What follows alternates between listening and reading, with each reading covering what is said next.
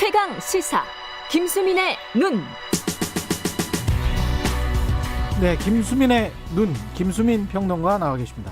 안녕하십니까? 반갑습니다. 예, 오늘은 기본소득 이야기 준비해 오셨군요. 네, 예. 이재명 경기도지사를 축으로 해서 기본소득 찬성 대 반대 논쟁도 있고 이게 예. 여권에서 있는 일인데 다른 한편으로는 또 기본소득 지지론자인 김세연 전 의원하고 논쟁도 있어서 이걸 오늘 한번 준비를 해봤습니다. 김세연 전 의원은 그러니까 국민의힘 네, 쪽이었죠. 예, 기본소득을 지지해 왔군요. 김세연 전 의원이. 네, 예.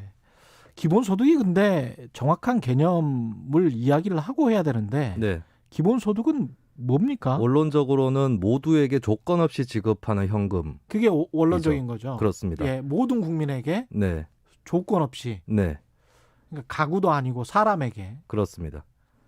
그렇군요. 예, 그게 되느냐, 될까, 된다면 언제 될까, 뭐 이런 논쟁인 것 같은데 이 이재명 지사의 기본소득을 비판한 사람들이 주로 이제 여당 쪽 네, 사람들입니다. 이낙연 대표, 정세균 총리, 임종석 전 청와대 비서실장, 김경수 경남도지사, 대권 후보들이네요, 다.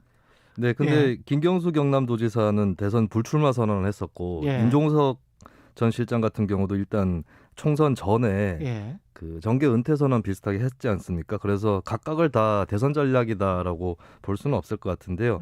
일단 좀 주장들을 뜯어보면은 각자 강조점이나 차원은 좀 다릅니다. 어떻게 다른가요? 이낙연 대표하고 임종석 전 실장은 모두에게 균등하게 지급하는 것은 현실적이지도 않고 정의롭지도 않다. 정의롭지도 그러니까 않다. 궁극적으로 반대한다라고 하는 입장을 내비친 거고요.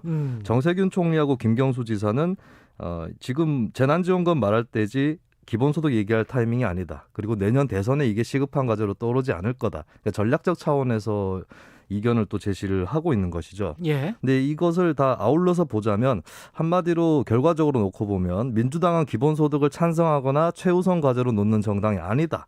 라는 것을 좀 이들이 보여주려고 하는 것이 아닌가 싶고 예. 이게 기본소득 지지층이라든지 혹은 진보층 입장에서는 민주당이 기본소득을 당론으로 채택 안 한다고 해서 지지를 철회하거나 뭐 이럴 가능성은 좀 작은 반면에 민주당이 조금 더 확장을 해나갈 때 뭐 중도층이라든지 기본소득에 대해서 회의적이거나 반대층 이쪽은 기본소득을 너무 내걸면 이탈할 수도 있다. 이런 또 계산이 작용할 수 있는 것이죠. 이재명 지사가 이 이후에 뭐 반론이 있었습니까?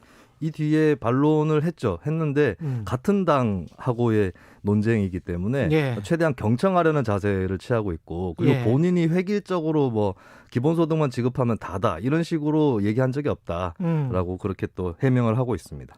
이 기본소득 논의가 사실은 코로나19 재난지원금 이것 때문에 촉발된 측면이 크잖아요. 네, 예.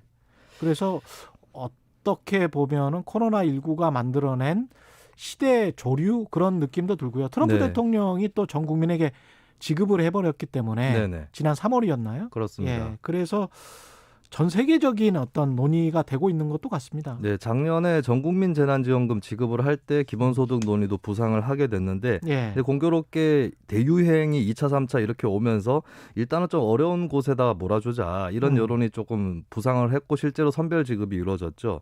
그런 의미에서는 잠깐 잠복해 있는 측면도 있는데 저는 만약에 3차 대유행이 끝나게 된다.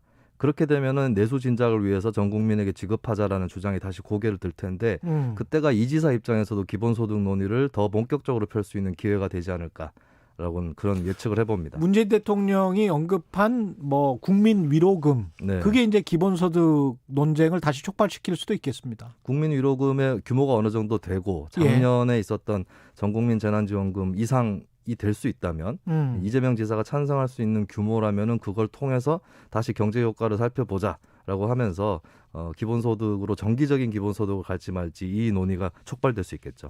국민의힘 김세연 전 의원은 어떤 입장이에요?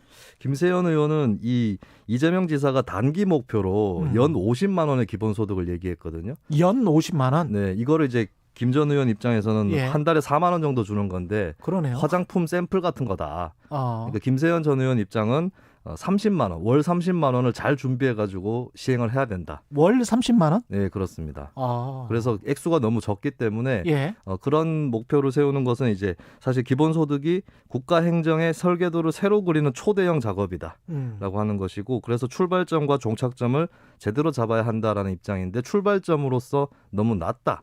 이게 김세현 전 의원 입장이겠죠. 월 30만 원이면 지금 노인연금 정도 수준은 되는 것 같은데. 네. 그죠? 그것을 감당할 재원이 될까요? 5,200만 명에게 월 네. 30만 원이면 엄청난 액수가 나올 텐데. 그렇습니다.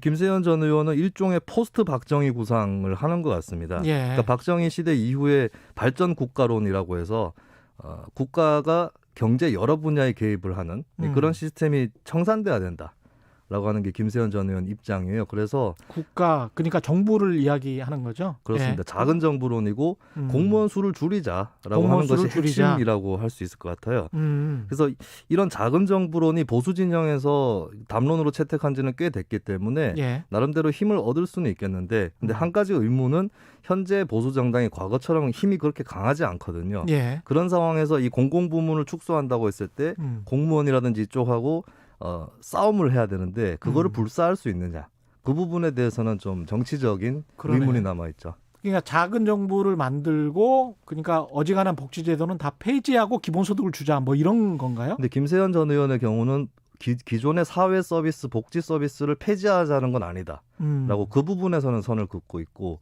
아, 작은 정부를 통해서 돈을 아껴서 네, 공무원 그걸로 급여라든지 이런 것들을 아낀다, 이런 발상이죠. 그런 발상이네요. 네. 예.